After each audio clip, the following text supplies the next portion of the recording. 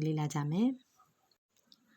ဒီအလုပ်ကိုထိရောက်စွာအကောင့်ထဲပေါ်နိုင်မယ်လို့ယုံတယ် I'm confident that I can perform the job effectively မင်းငါ့ကိုရှာတွေ့လိမ့်မယ်လို့ယုံတယ် I'm confident that you will find me သူဒါကိုပြင်ပေးနိုင်မယ်လို့ယုံတယ် I'm confident that he can fix it ငါဒီပွဲကိုနိုင်လိမ့်မယ်လို့ယုံတယ် I'm confident that I will win the match သူကတိကိုသူတည်လိမ့်မယ်လို့ယုံတယ်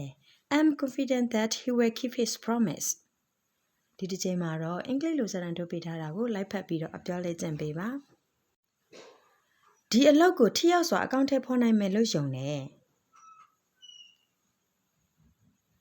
မင်းငါ့ကိုရှာတွေ့လိမ့်မယ်လို့ယုံတယ်သူဒါကိုပြင်ပေးနိုင်မယ်လို့ယုံတယ်ငါဒီပွဲကိုနိုင်လိမ့်မယ်လို့ယုံတယ်